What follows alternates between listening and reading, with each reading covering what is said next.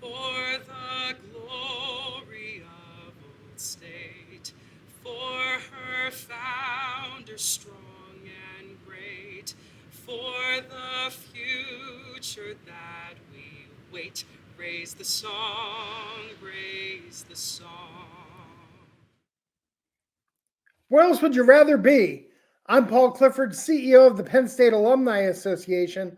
Welcome to the People of Penn State podcast. Each week on the podcast, you can expect to hear the voices of Penn Staters talking about what they're passionate about, and you can expect to feel the pride and the power of the Penn State network. The People of Penn State podcast can be found on Apple Podcasts or your podcast app of choice. Subscribe and give us a rating. Ratings and reviews help others find these great stories. And we have a really interesting story to pass along to you today. We are joined by Northeastern Pennsylvania native Bill Corcoran Jr. He is the founder and host of the hashtag OnTheStacks Podcast. Since its inception in 2020, the podcast has ranked in the top 2% of podcasts worldwide, with thousands of listeners in 34 countries and reaching all 7 continents. We're definitely asking Bill about his listener in Antarctica. Bill's an outside the box thinker and creator, always trying new things to stand out from the crowd. He's passionate about writing and branding and social media and helping small businesses build their brand and reputation through engaging online content. He's become a good friend over the years, and I'm excited to welcome Bill Corcoran Jr. to the People of Penn State podcast. Bill, how are you? I'm great, Paul. Thanks so much for having me today. Well, hey, admittedly, I'm nervous because you have become the podcast king of Northeastern Pennsylvania. So if not even further beyond, I mean, we're going to dive into some of the numbers from the OnTheStacks podcast. But let's start at the very beginning and help people understand, how did you become a Penn State and Nittany Lion? Yeah, so I applied to. I'm from Wilkes-Barre, and my first 2 years actually I went to Penn State Hazleton. I was always just a Penn State fan, growing up as a kid, and throughout high school I wasn't really sure where I wanted to go to college, and applied to a handful of schools and got accepted into Penn State. And of course, as a fan and just a lover of Penn State, that was my top choice. And as soon as I got accepted, that was it. I was going to Penn State. So you get to Penn State. What were you involved in as a student? Yeah, so at Penn State Hazleton, I was involved with the student government organization. I actually, first was just a regular member of the club, and then eventually became president or a vice president of the organization. So when you came to Penn State, kind of what did you study? What was your initial career goals, and have you tracked towards that, or have you taken some turns along the way? So what did you study at Penn State, and what did you want to pursue as a career?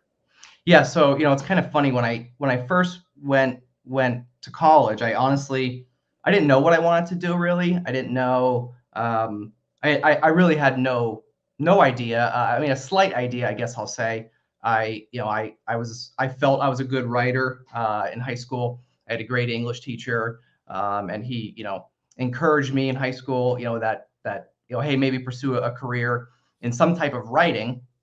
And when I first started, I think I maybe took a journalism class, I don't know, either my freshman or sophomore year, and realized, well, I like writing, but I didn't really want to be a journalist, like maybe writing for a newspaper or something like that. And then I ended up switching to public relations, which is still obviously communications and in the writing world. And so that's what I ended up majoring in was public relations. And I really enjoyed just writing and just being creative and just all that stuff in general. And then out of school, you went into the family printing business? Yep. Yeah. So first off, out of school, though, my first real job, I worked for Verizon Wireless in Wilkes-Barre. I worked as a sales rep in their retail store in Wilkes-Barre. And I also like always just thought I maybe would get into sales though too. I feel like public relations and sales are kind of somewhat closely related, both a little bit persuasive, if you want to say. So yeah, so my first year out of college, I worked for Verizon Wireless.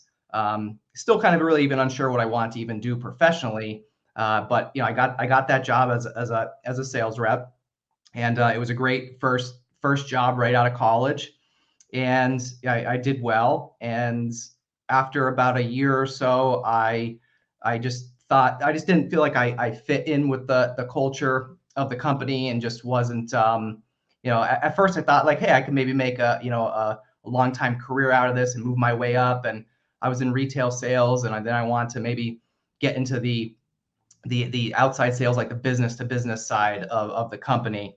Then I ran and just ran into, I guess, like some political hurdles, as you would say, in the corporate world. And then I think at that point, in a very short amount of time of just 1 year, I realized that the corporate world isn't for me. And at that point, that's when I then spoke with my dad, and we formed a plan for me to join the family printing and packaging company, which we worked on that for a few months and figured out a path for me. And then I joined my family printing business, Corcoran Printing, as an outside sales rep. Excellent. This is the People of Penn State. I'm Paul Clifford. I'm joined today by Bill Corcoran. He's the host of the OnTheStacks Podcast. So, Bill, let's talk about the podcast, right? First of all, what's the origin story? What, you woke up one day and wanted to be a podcaster? How did the podcast come about? Yeah, the funny thing is I had I really had no intention of ever starting a podcast. It just kind of sort of happened by accident. And the story's kind of long, but I'll try to condense it because I don't know how much time we have here today. But it all started at my family printing business. I one day just took a picture of myself sitting on a tall pallet of paper. So pallet of paper might have been like 5 feet off the ground.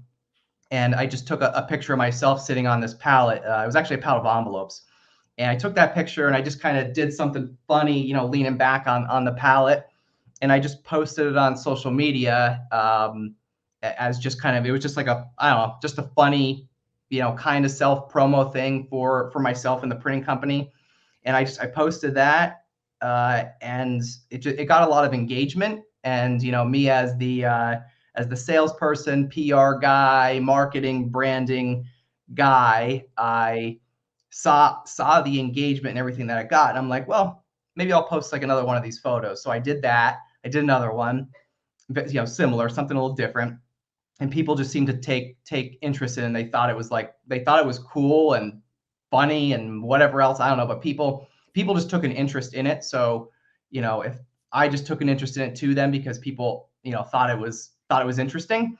So at that point, somebody had asked me like, hey, someone sent me a message and people were commenting saying, hey, how can I come do this? How can I get a photo? And the one that stuck out to me was actually one of my old sales managers, Mark, from Verizon Wireless. And he sent me a private message and said in his exact words, and this is where the name comes from too, so I got to give him a little credit.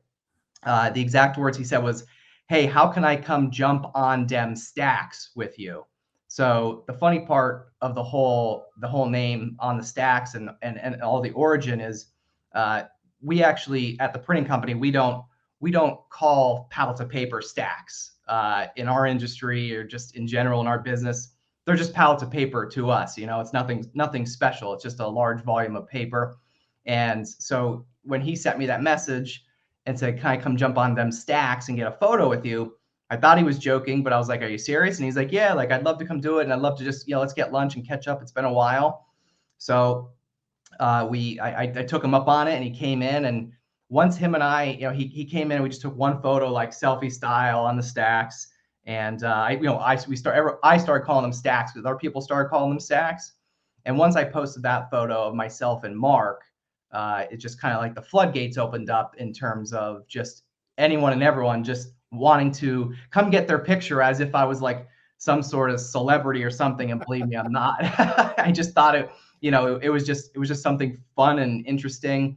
And I just posted the photo with Mark, and it kind of just blew up, within my social media following on Facebook and Instagram. And so at that point, I just kept it going. Like I told everybody yes, and I literally built I had 100 people on a list after a couple of weeks of posting them, and people of just all different backgrounds want to come get their photo sitting on the stacks.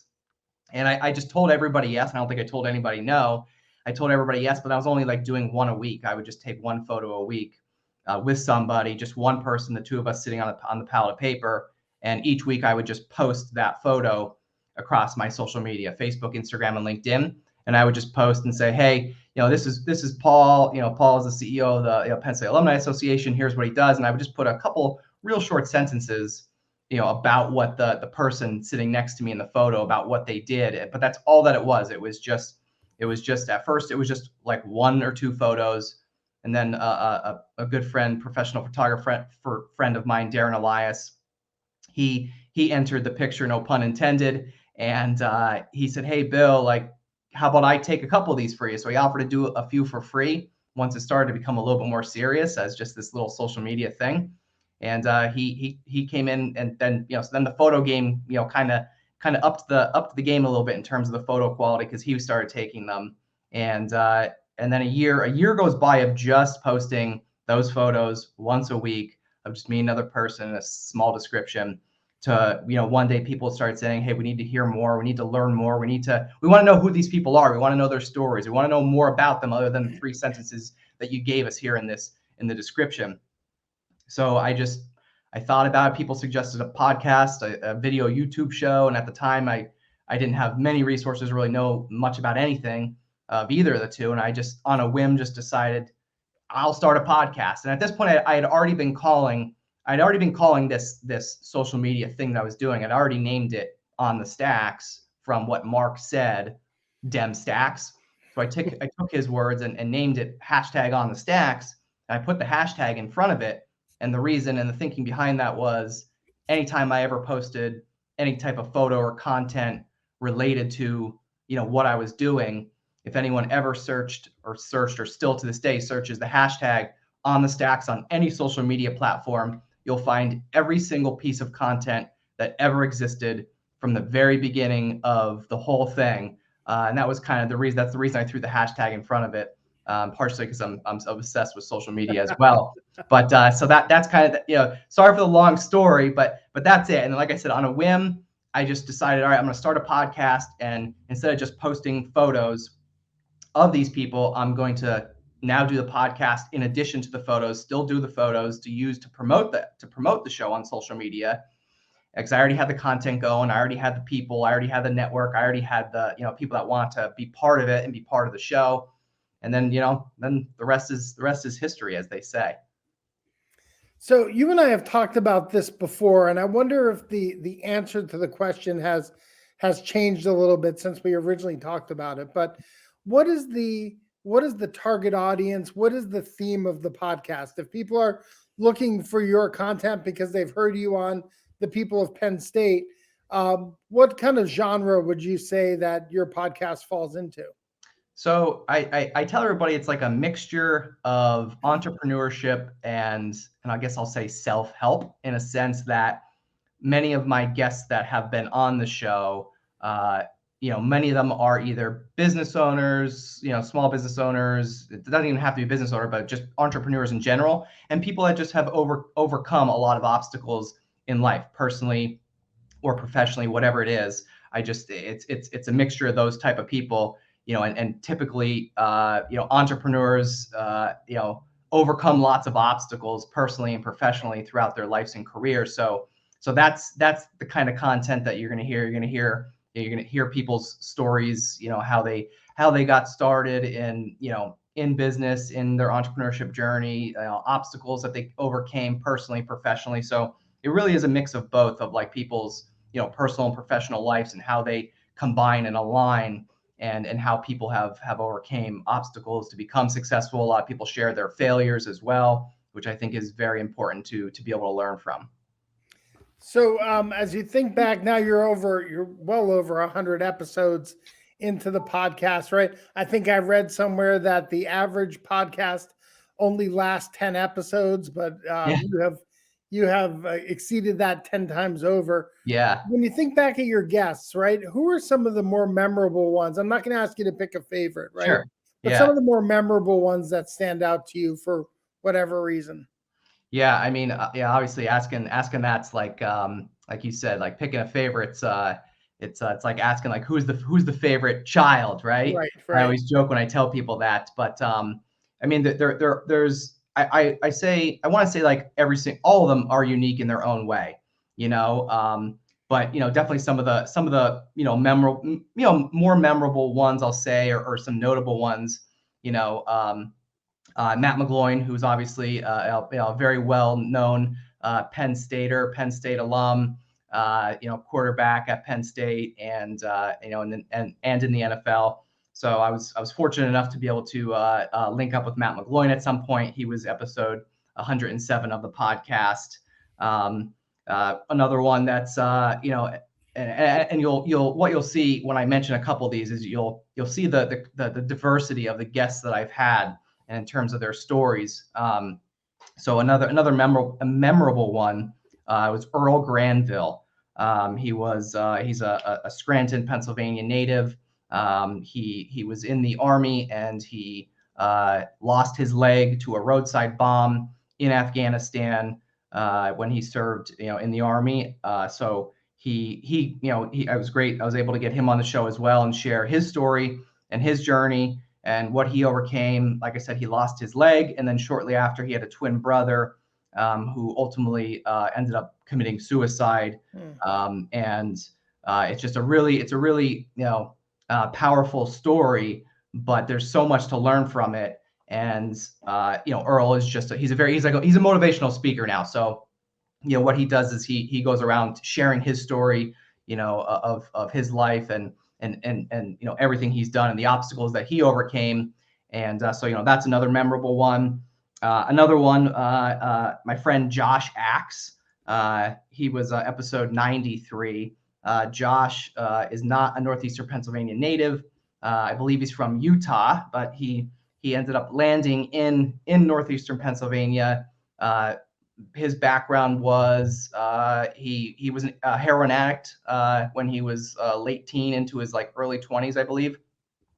He was in drugs, heroin addict, and he went into a rehab he did a couple year program, years in rehab.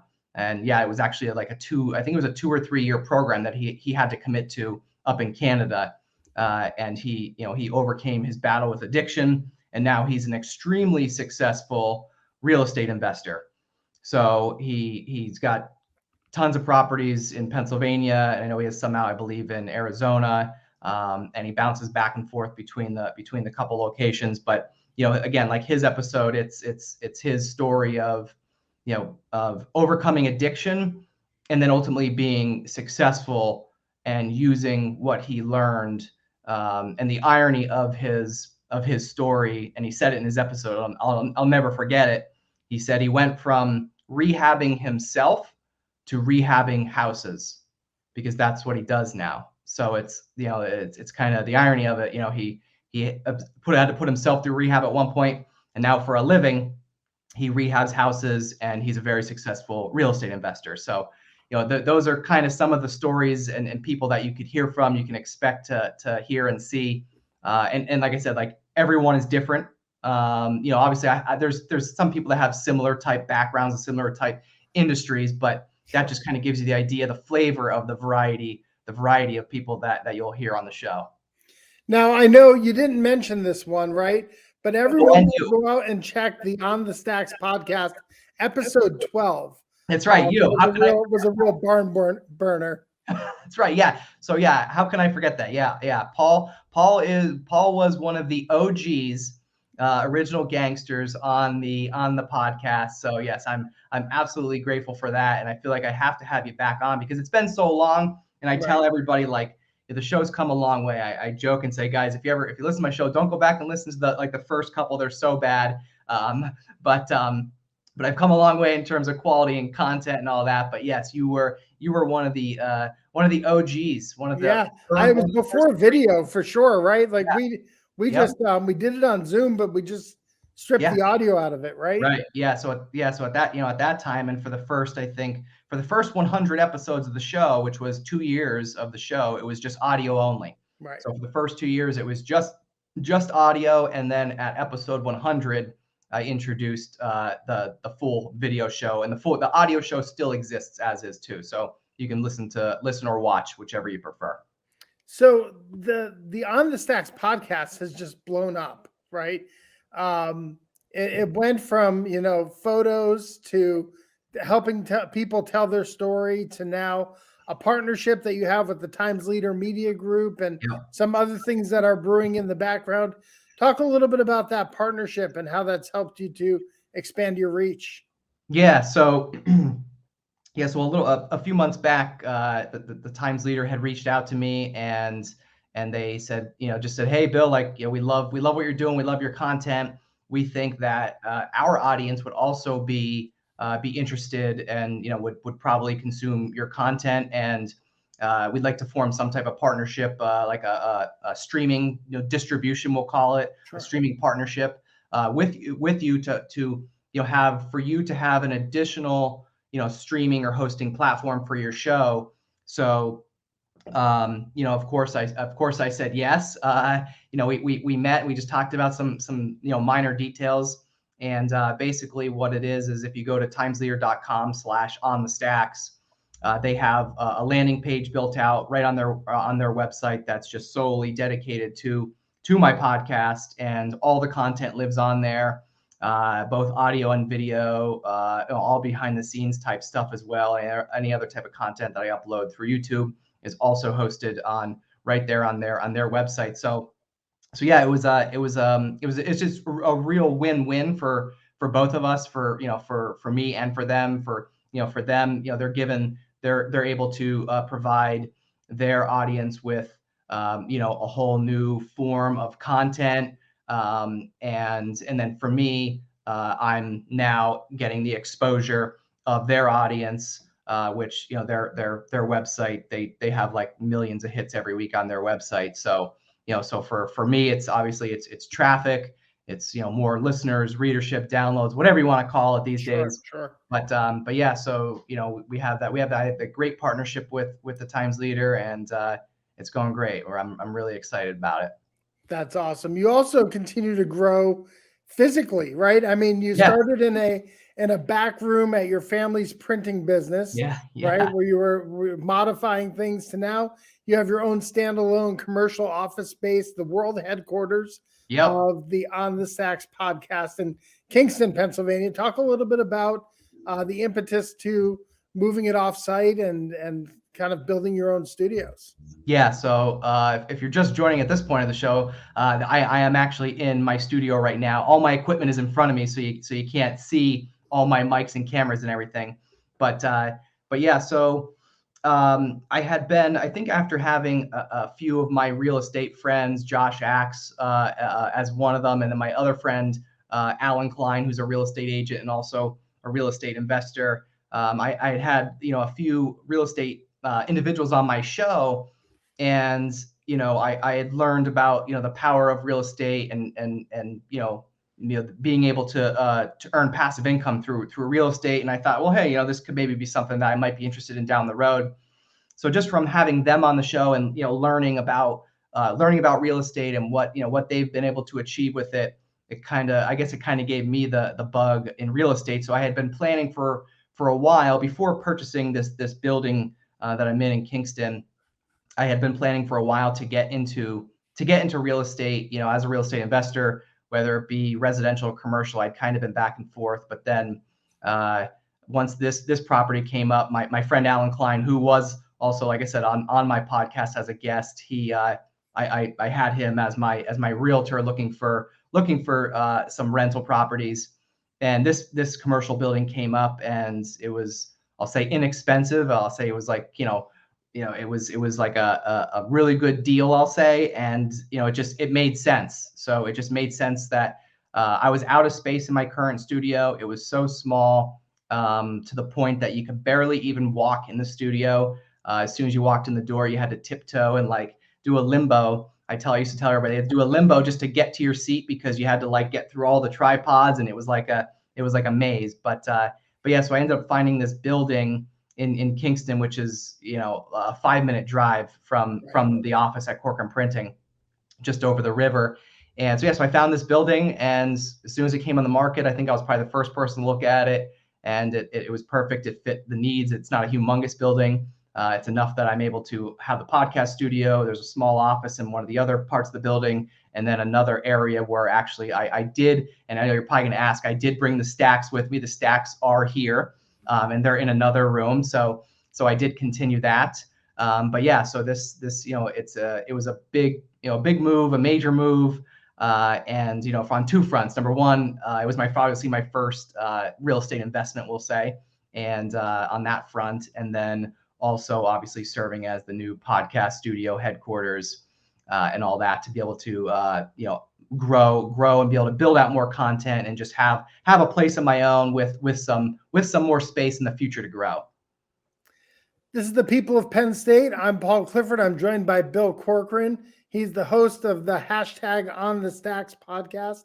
You can see some of the photos and images of the work that he has been doing on the podcast, kind of the origination story, if you will. But so, Bill, at the end of each podcast, we like to have a little bit of fun here. Okay. But before we get to our lightning round, I want to ask you to tell the story of how you and I met. Oh boy. Yeah. How much time do we have? Because I'll have to condense it. No, it's like, take 5 minutes. Yeah. Okay. Well, I'm going to try to condense it because I feel like every time I tell the story, I always tell a real long form. Sure. So I can't remember. Geez, it was probably like 2016 or something. Right. And it was in the fall, or no, I'm sorry. It was 2015 or 16. It was in the summer, and the reason I remember it was like I went to the Philadelphia 76ers draft party, right, in Philly with at the time it was my girlfriend, and went there. We went to the draft party, spent the night in Philly at the hotel we were staying at. Paul and I didn't know each other at this point. Paul was also either at the same hotel or there was some sort of alumni event or something going on at the hotel that we had been staying at. So, we were heading back to our hotel, and I bumped into Paul at the hotel, and Paul's wearing a Penn State bow tie. And again, I did no clue who he was. And as any Penn Stater would do, you just immediately make conversation with anybody wearing any type of Penn State apparel. It doesn't matter what it is. You just immediately, even total strangers in a place you've never been, you just make conversation, because I think that's what we do. So I immediately struck up a conversation with Paul. I complimented him on his bow tie, asked if he was a fan, and he immediately, said, "Hey, I work for the university." And he was so humble. I'll never forget. He was very humble about it, and almost to the point where he almost like didn't really want to say what his title was. And he just said, "I work for the university." And so I prodded a little more. I said, "Oh, what do you do?" "I graduated there." I said, "Well, what do you do?" And then he said, I'm the CEO of the Alumni Association." I'm like, "Oh, wow. Okay. That's kind of a big deal. And that's pretty cool. Great to meet you." And it was a real short conversation. We were just kind of in passing, both going on our separate ways.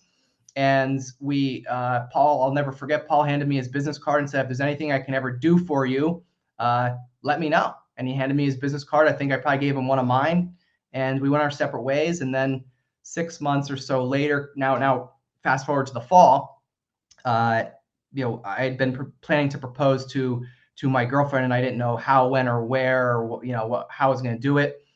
Penn State ends up pulling off a crazy comeback win in the Big Ten championship, and then we were Rose Bowl bound. Penn State was Rose Bowl bound down in California. And at that point, when we won that game that night, I was like, that's how I'm going to do it. That's how I'm going to propose to Jess. I was like, I don't know how I'm going to do it out there. I don't know how I'm going to figure out what it's going to entail. I was like, but I'm going to figure it out. And, after a day or two of racking my brain, I remembered 6 months prior, I remember meeting Paul, and I was like, well, this is a total long shot. I'll send Paul an email because he did tell me, if there's anything I could ever do for you, please let me know. And that just stuck with me. And I said, well, what the heck? I'll give it a shot. I'll send Paul an email. The worst he can say is no. And so what? I'll figure something else out. So I sent Paul an email and didn't hear back for a couple days. And I think the reason being was because Paul was traveling on his way back, actually from the Big Ten championship game. So Paul got back into State College. One day my cell phone rang. He didn't return my email, but he called me. That was his response. And I'm so glad I answered the phone. I'm sure he would have left a message if I didn't. But I had seen an unknown number come up on my phone, and it had a State College area code.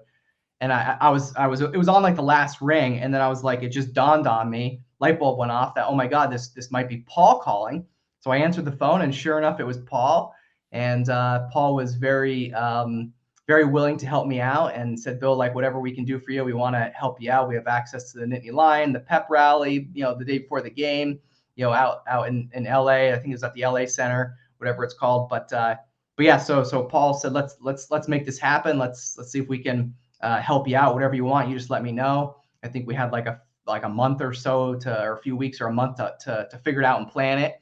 And Paul and I came up with this elaborate scheme, and I came up with a half lie to my wife that I was meeting an old Penn State friend who got us VIP tickets to this pep rally, and the plan with Paul was to propose to my wife, my now wife Jess, was to propose to her on the stage at the pep rally the day before the game, and of course there were thousands of people there. So we met up with Paul, the day before, and Paul gave us the VIP tickets, and then we just kind of went our separate ways. And then when we got there, Paul said, "Hey, I'll meet you up and I'll give you a tour." That was like the disguise of the plan.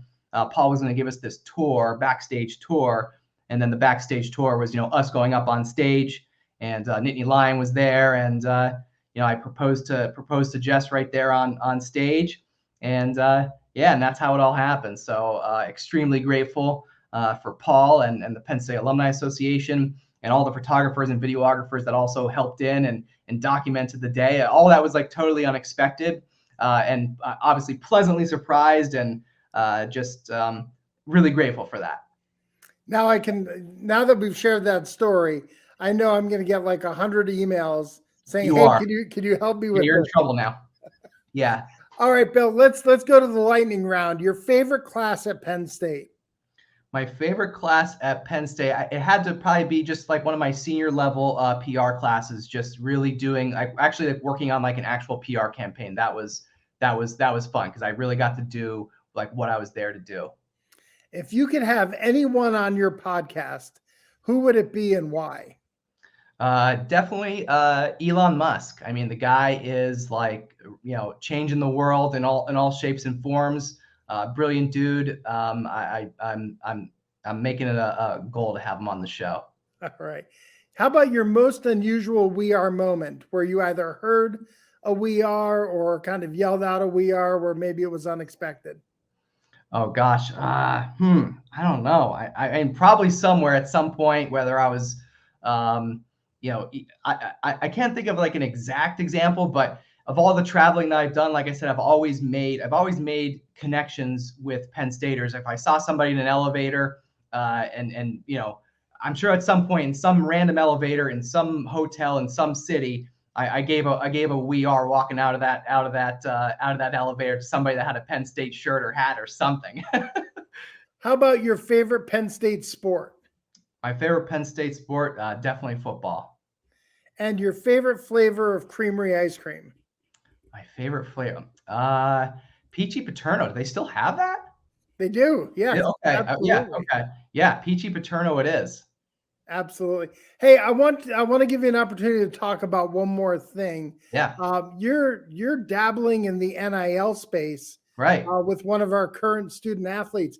Talk a little bit about the relationship you've developed with a guy who's getting a ton of playing time now, maybe a little unexpectedly. Yeah. So shout out to Dominic DeLuca. Dominic DeLuca is a Northeastern Pennsylvania native.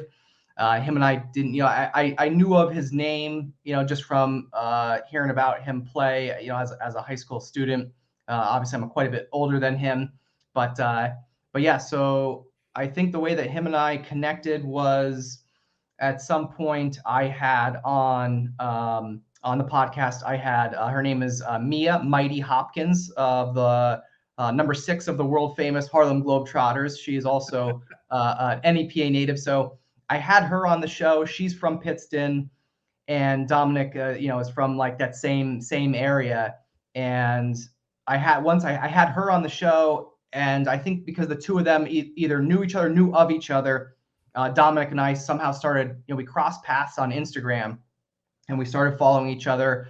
And he had been interacting with my personal page, and then the podcast page on Instagram.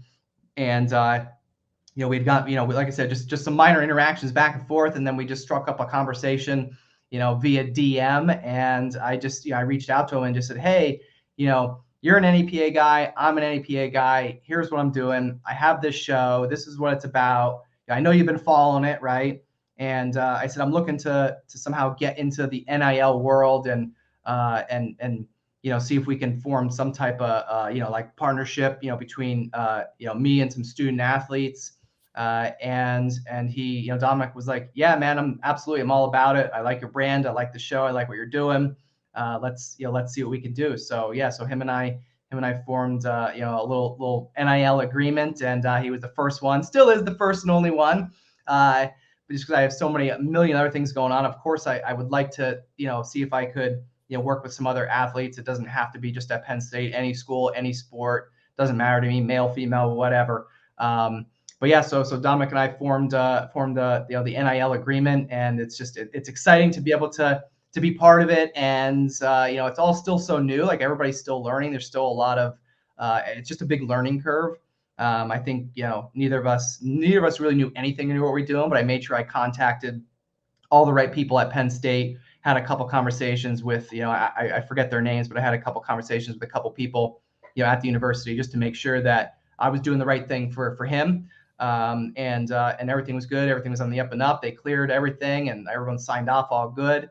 But yeah, so it's exciting. It's cool to see him see him to get some more playing time. Hopefully we can get him on a scholarship. So hopefully Coach Franklin's listening, and we get Dominic more playing time, and we can get him a scholarship, because the guy he's busting his ass out there on the field, and I think he's got a bright future.